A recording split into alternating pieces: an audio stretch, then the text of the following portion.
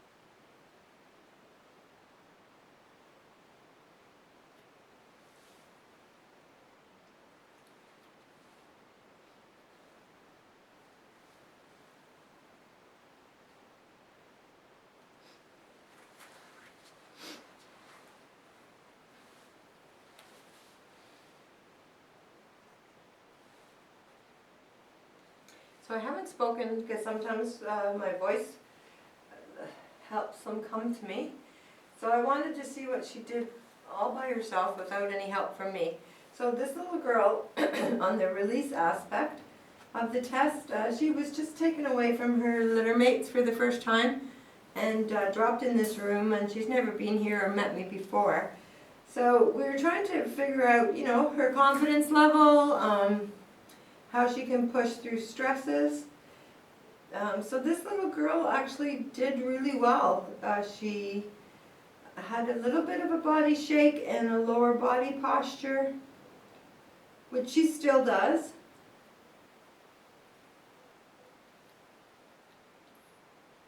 You can see the shaking. The body stretch is her leaning into an unknown, so she's careful. Her tail is quite low. The important thing is that she pushed through the stress on her own. So the stress that she has felt this morning is could be quite similar to what she feels when you take her home. So hopefully we can have a little insight and you know, give some suggestions as to how to handle her when you take her home.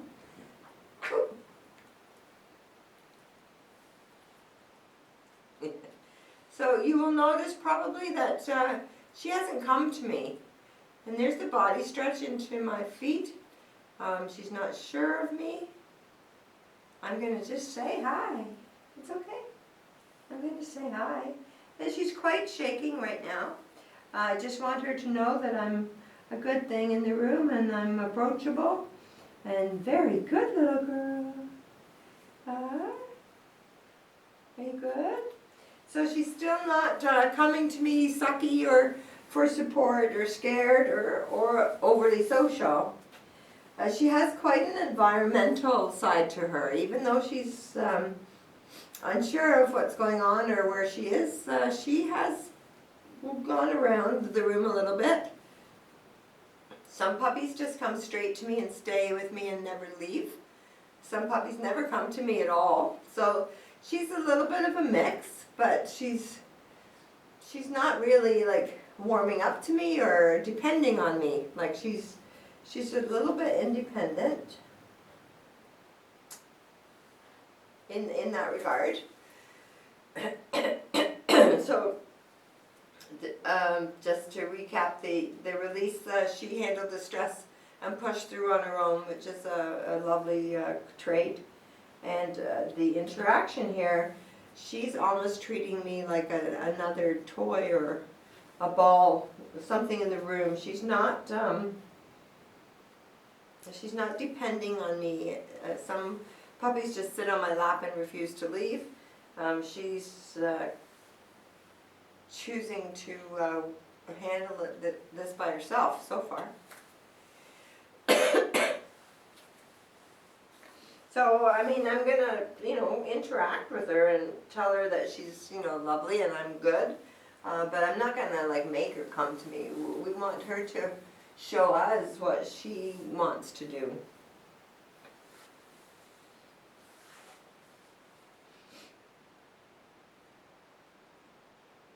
Hey, what's that? Are you good? You're good girl. That's a good girl.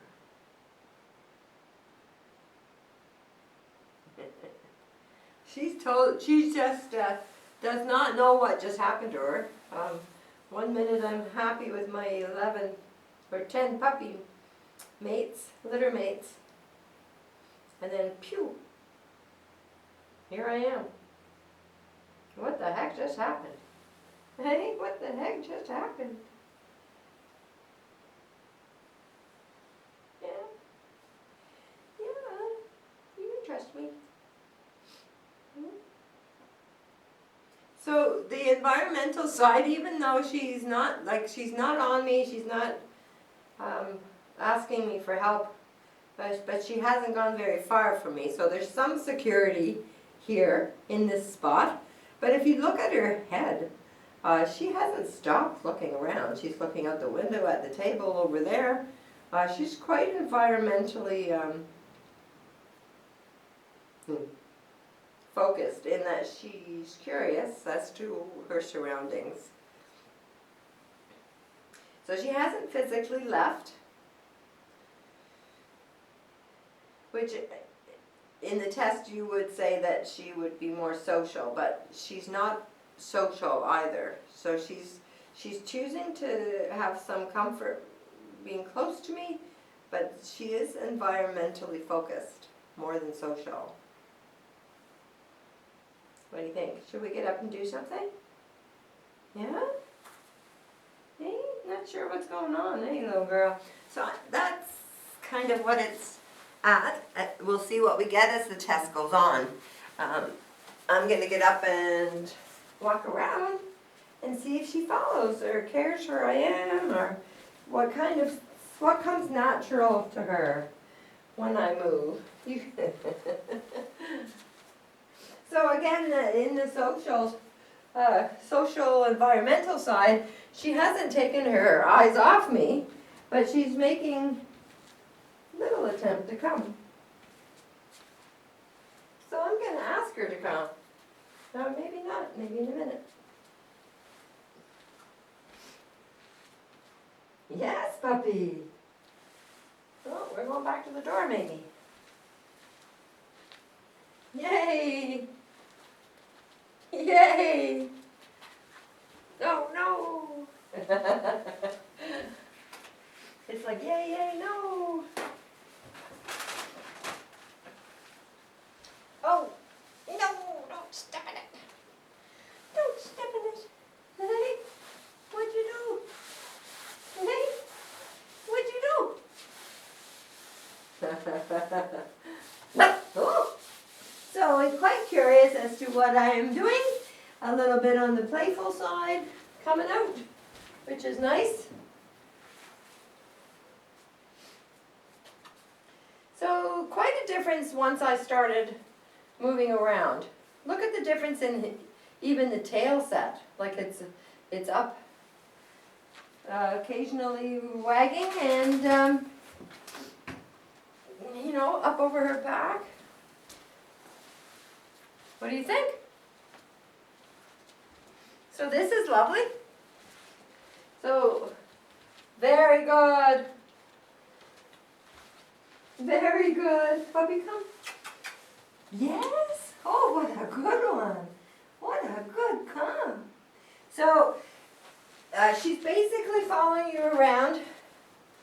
And to add it on to the exercise, when she comes, praise her ridiculously well.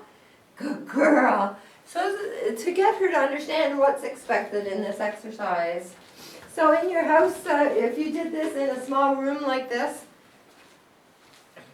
so very good. Very, very good. So it's okay that she looks at things, but the responsiveness we want to be there. Following me is a little bit natural to her, so that's a good thing, but you can see that she is still curious. So yes, good. So make the room a little bigger, put in different toys, and then perhaps take it out in your backyard where there's more distractions. And get a connection with her an understanding of the basic I know she's little, but she needs, you know, she's not too early to start. You need that connection before you take her somewhere overwhelming. So the checking in, basically you want her to be looking for you and checking in with you. You don't want to take her somewhere and you spend hours looking for her. You know, you go to a family picnic or something, she can play with the toys and the people and the dogs and the kids, but she should be checking in with you every now and then. That's ideal. So in order to get that, you build on it. With this type of exercise, she did really, really well. Our heating unit just came on, so she's just sort of staring at that. It's a different noise, eh, girl? Yay! So just redirect your energy. That didn't last very long, right? Yay! Let's just whisk you up and see what you do. So after running around, and she is a little bit curious about that heating element, but look at her body length. Like, she's totally limp, and she has no objection to me holding her up like this at all. Okay, are you good? She has quite the expressive eyes and could not have done better on that exercise. So she has, you know, vet visits and grooming and everything that you're busy sometimes. So she has to have patience, and she has a beautiful level of patience. So try to keep that. And one of the ways is to continue doing the crate training that is started here at Ganto. Done in the proper way, crate training is absolutely wonderful. It becomes their safe space and their territory. And the patients, they need to know that they can't be with you 100%, 24/7. You know, you have to have a break. What are you doing? Let's see what this is. Let's see what this is. What's this? Whoa! Slight shy of the paper noise, which is a new noise. Hey, what's this? Look. Look. Look, come over here. Look.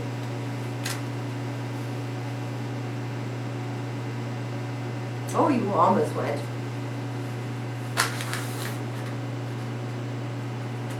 This is the noise, I think.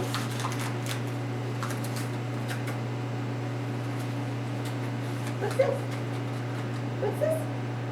So if she is upset with something, they do not coddle her or pick her up or call her a poor little baby. Get her moving forward, get her playing, redirect her energy, and teach her to overcome stress by herself. What are you eating? Do you have something? Can I see? Nothing? Come on. Let's go here. What's this? Yeah, you do have something. What do you have? What do you have in there?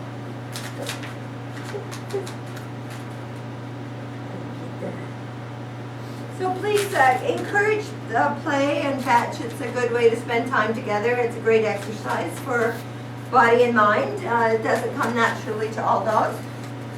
And she's not really, it's just not her thing, or she's a little distracted from the heating unit. But please keep trying.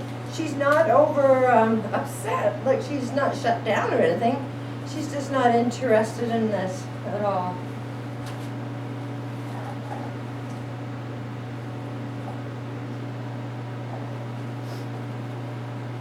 So we do try a treat test with the puppies, and basically she hasn't had anything but puppy food. So I'm going to give her a little treat. It's a little big. To see if she likes it, first of all, before we test her. So the reason for doing this treat is if you give a puppy or dog overstimulating treat for training can be counterproductive and overwhelming. So we want to gauge how, hope you can see, how they respond, and can they keep their composure to get the treat. Was that good? So she certainly liked it. Hey? Very good. So what we're going to do is we're going to see if she can, look, what's this? Can you see this? Look.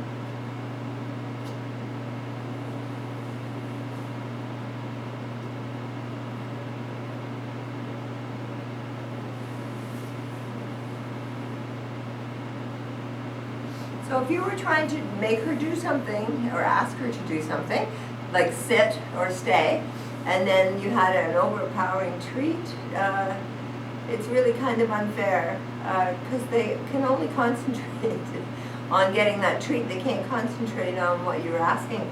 So you can see that how smart was that? She was slow and methodical, and she easily pushed the cup out of the way, got the treat, and she's nice and quiet.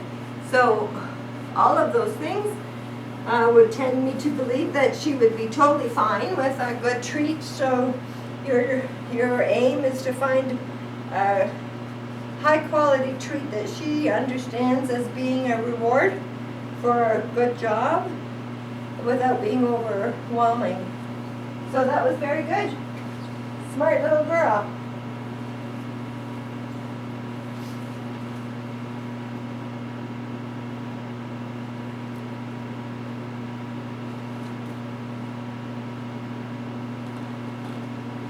So I'm not sure if she's going around the room looking for treats or what? Smells. Ah, get that ball. No, we don't like that thing. Whatever's there. Mom, we gotta come over here. Yay! What's in here? What's in here? Yeah, come look. Alright, girl.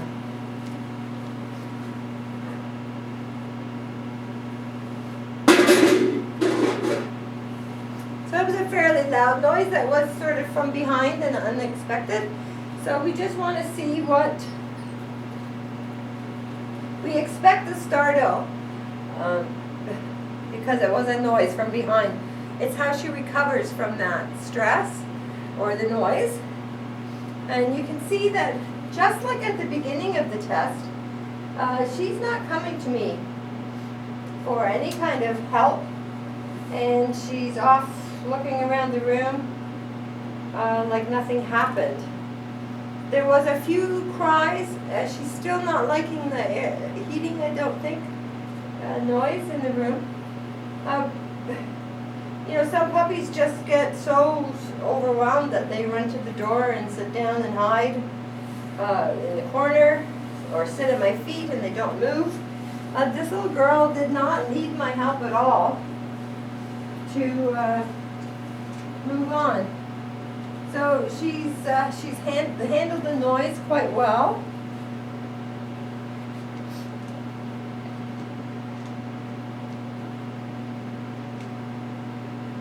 And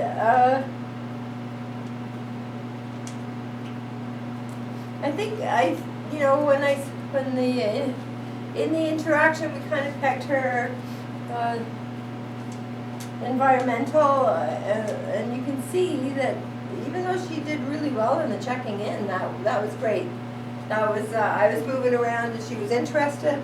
When I'm not doing anything with her, she's off looking around the room. So there's a pretty good environmental side. So along with that comes your puppy training kit exercises like watch me, drop it. Good girl. Ooh, what's that? What's that? Very good. So there's the confidence level too. You know, she had no concerns over the sound or the motion of this. She was kind of curious, interactive. looking for treats.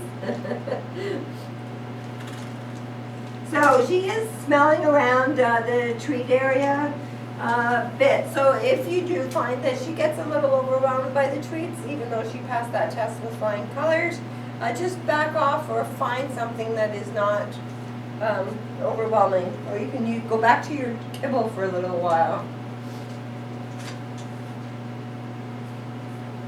And she did well with that the pinwheel, the windmill.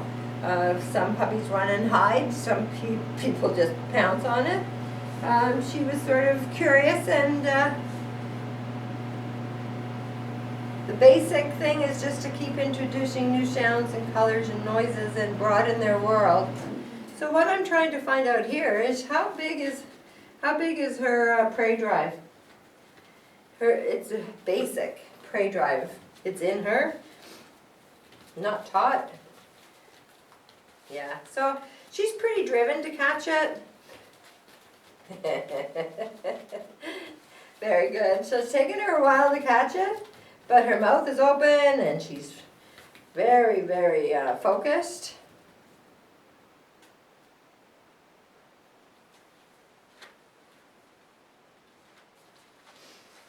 So she has a high prey drive, but it's not extreme. Yes, there we go. That took a while. So it took a while for her to actually catch it, which stops it from being like a quite high. But it is quite there. It is pretty good there. There's the kill shake. So to recap the whole experience, she handles a lot of it by herself, and she is confident, and now we see the prey drive is there too.